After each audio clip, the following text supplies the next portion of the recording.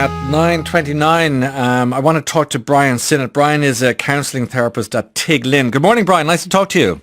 Good morning, Ryan. How are you keeping? Really good, thank you. I don't know if you heard the emails and communications before the outbreak about what are we called dry drunks. And I know Tig Lynn, I know well the great work you and your friends and colleagues do there. This is not an expression that would be alien to you. Is there a dictionary definition, Brian? Yes, it was a term that was created by the creators of the Alcoholics Anonymous 12-step. And their definition is this: the presence of actions and attitudes that categorize the alcoholic prior to recovery. That's their definition in a 1970 book called The Dry Drunk Syndrome. Right. Very good read. So the actions and attitudes are still there. In fact, I would go further and say they're probably magnified. They're worse. Yeah, flesh that out for me then. So this is somebody who's thinking of giving up the booze, and you're almost like cold turkey. Is that the sort of area we're talking about? Yeah, I think it is. I mean, and it's how you look at addiction is very important. And how we need to look at addiction is that the problem isn't just stop the substance, whether it's alcohol or other illicit drugs. Stop the substance and you're fine. Addiction goes as far physically, but it goes psychologically and even spiritually as well. It permeates, it affects the whole of the human being. And that's why good, thorough treatment is very, very important, not just superficial, just stop the booze. What we're hearing is the horrible fallout. So if an alcoholic is in a house on their own, they can just damage themselves and the four walls that surround them.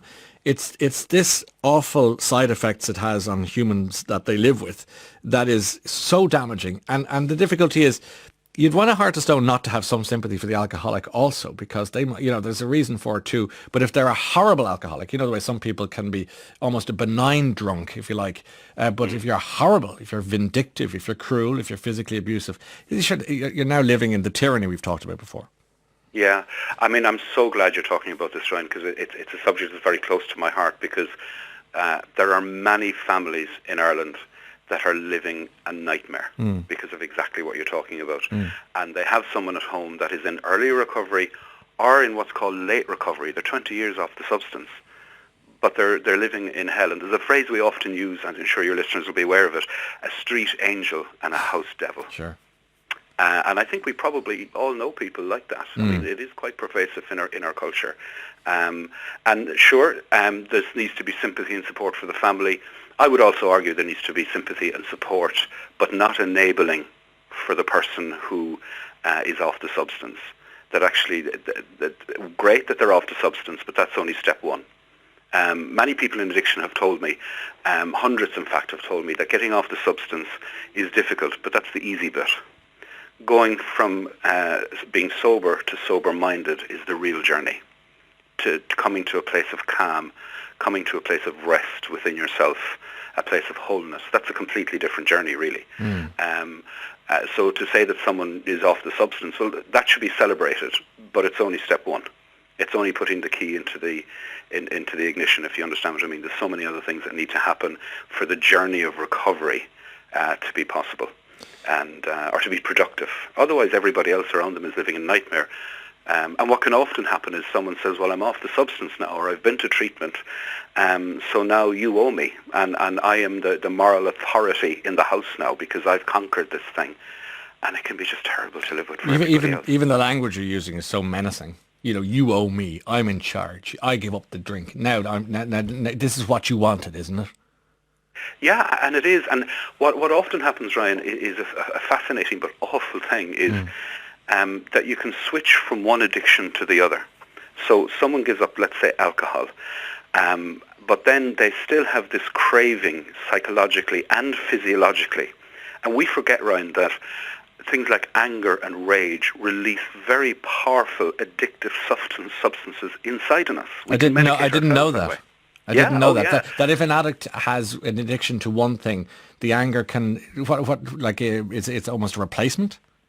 Yeah, it's a replacement substance, but you have to Right. do something to make it happen. So instead of picking up the bottle, well, you have to get angry, or a rage is often a part of this dry drunk syndrome, and a sense of inferiority, but it expresses itself in a superior form and in a superiority So they release it by picking a fight with an innocent party, with anybody. with anybody, They, but they yeah, generally tend to do it by, from what I understand, at home, and then they go outside, and now the angel leaves the front door, and the devil is left yeah. behind. Yeah, because anyone who knows anything to do with addiction will know that shame is a huge issue for the person in addiction. So if shame is the huge issue, well, you can't hide at home very easily, but you can hide to your next door neighbours. You can hide to the extended family. And often the dry drunk is the star of the party, is the funny guy in the crowd, is the celebrity in some way, in a local dynamic or whatever else it is. And then when they come home, the children and the spouse, they're living a nightmare. So And it's a terrible conflict for the family because they Yeah. see, well, everybody else thinks they're great, but wow, we must be wrong, you know? Why doesn't the shame travel both ways? In other words, you're suggesting the person will feel ashamed as soon as they step outside the front door, outside the house. Why doesn't the shame follow them back inside, so that when they're horrible to somebody like a wife or a child, why can't they feel ashamed of being so horrible to those innocent people? Well, familiarity breeds contempt, and you can't keep the front up at home. Okay. Everybody knows what we're like at home. We're different when we're at home. When we're out, we've social masks on, whatever they may be. Yeah. But we are who we are at home. We can't keep an act up at home. That doesn't work. That's Not for too long, anyway. That's terrifying, and I tell you, it's even more terrifying because people can't leave their house now. So nature in all its cruelty has doubled down on that unpleasantness for people, and unpleasantness being too little a word for too big a problem. Yeah, I mean, I reckon, Ryan, this is anecdotal, I don't have the figures to back this up, but I reckon that an awful lot of our domestic abuse has to do with this dry drunk syndrome. And the two aspects of it is there's one thing to be said for the guy or the lady who gives up the substance voluntarily, say, I'm deciding to give up whatever substance it is, whiskey or whatever. Mm-hmm. There's another thing, another ballgame altogether for someone who doesn't want to give up the substance but can't afford to buy it because they're unemployed. They're a complete nightmare to live with. What happens to them? Well, what happens to them is they become enraged. Yeah. Because people often don't understand addiction, that it's not just about putting down the bottle, but another word for addiction is dependency. It's a fabulous word to understand it, because when someone's in true addiction, they would prefer the substance than drawing oxygen. It's about survival. The body speaks to the mind and says, you are not going to survive unless you take whatever substance it is. And it's very, very real. That's the inside mind of someone who's in addiction.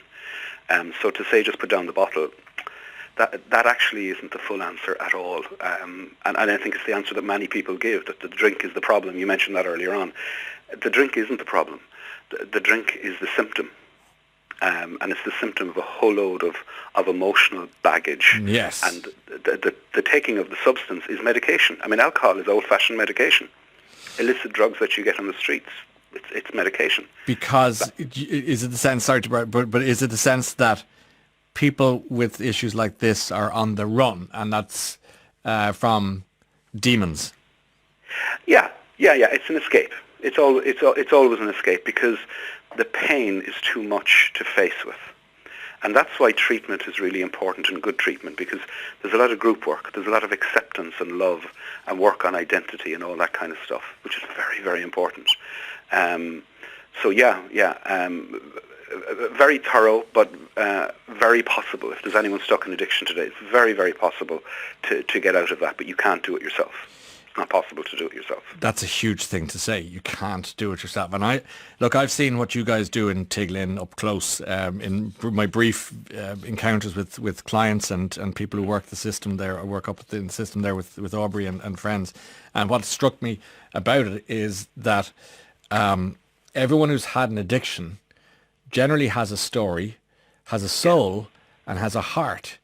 And to me, watching it at that level, and my dad was a psychiatrist who dealt with a lot of people with addiction problems too, so maybe a bit of it rubbed off me in terms of curiosity on the subject, if nothing else, is that heart and that soul and that story is often reduced so much so that the person's lost sight of reality.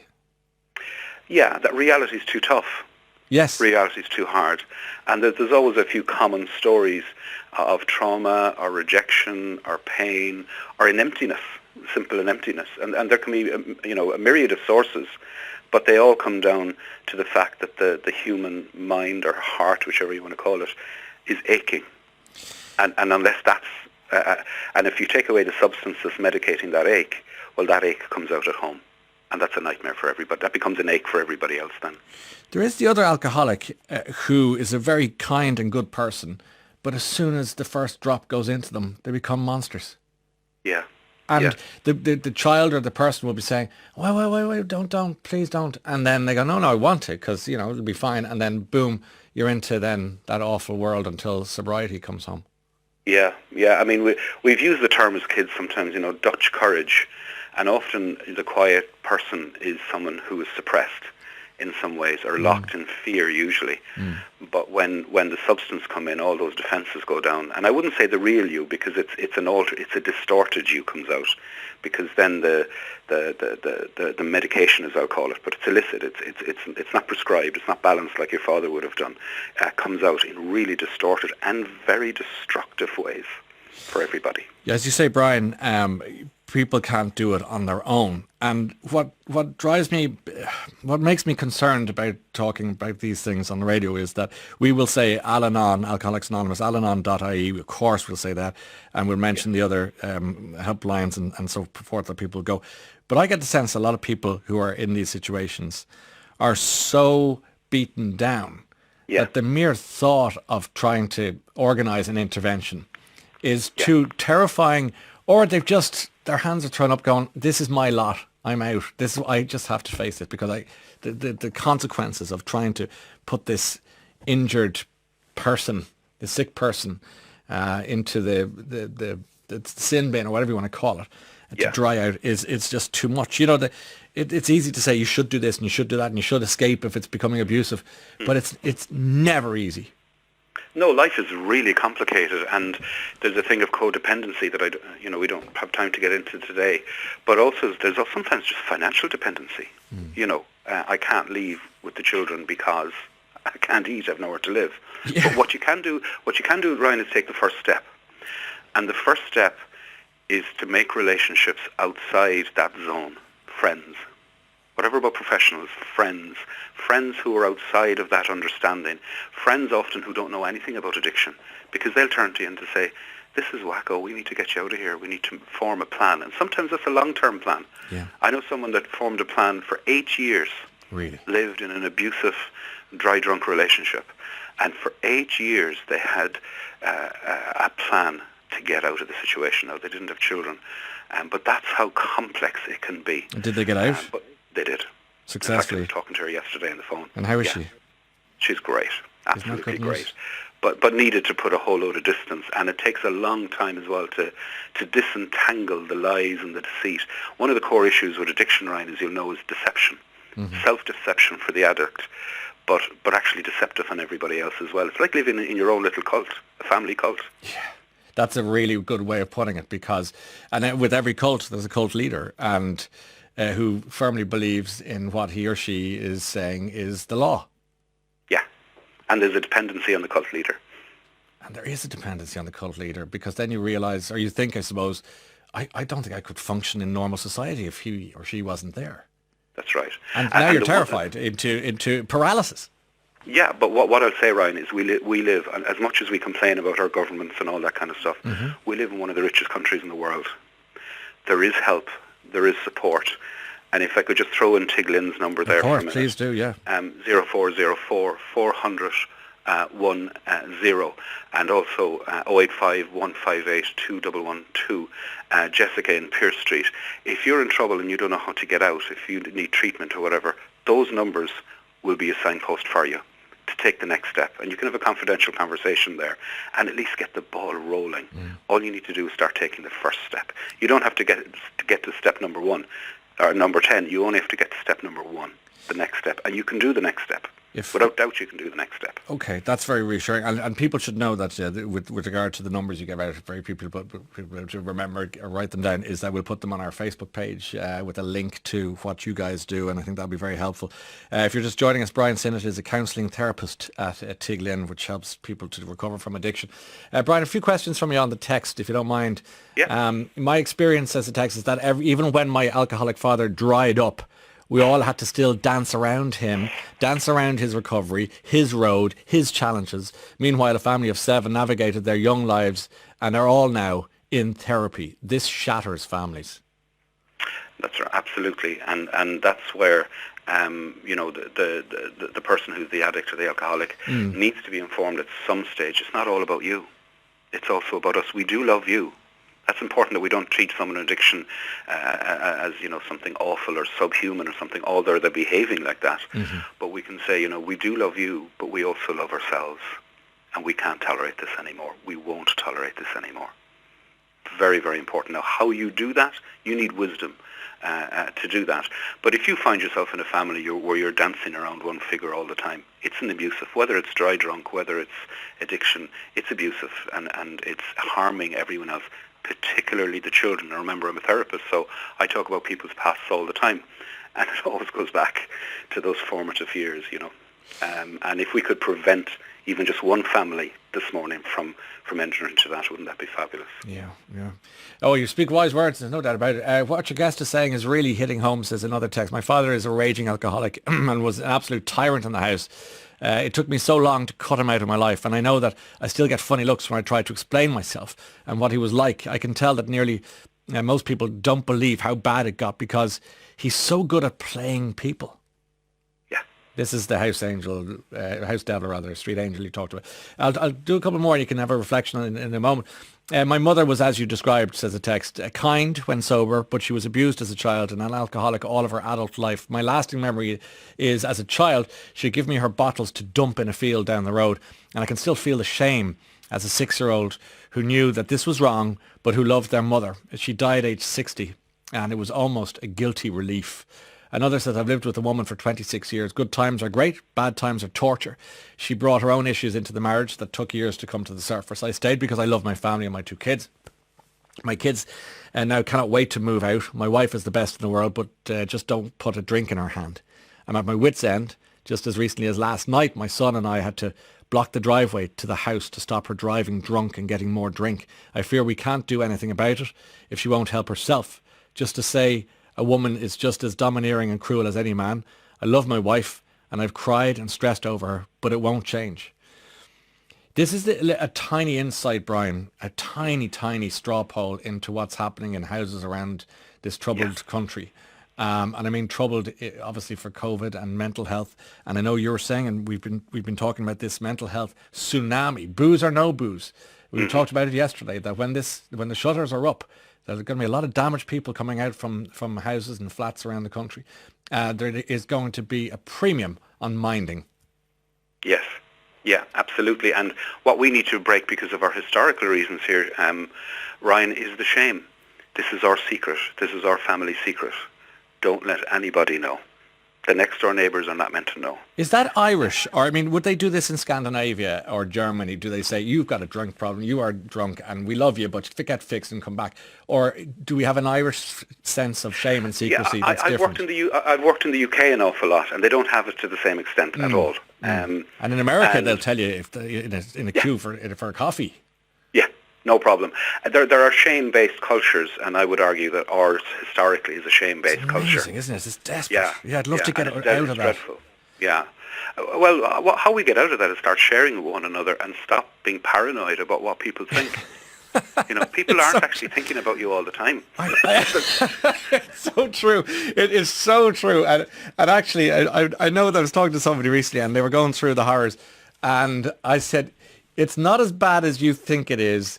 You think that everyone's... It's a bit like, and I'm being really silly, but it's a bit like when you have maybe a spot, a zit, or something on your face. You think it's the size of Mount Rushmore, where it's actually... And no one else notices it. But you're walking around going, sorry about it, pointing at saying sorry, like that Irish. But actually, you're grand. So it is...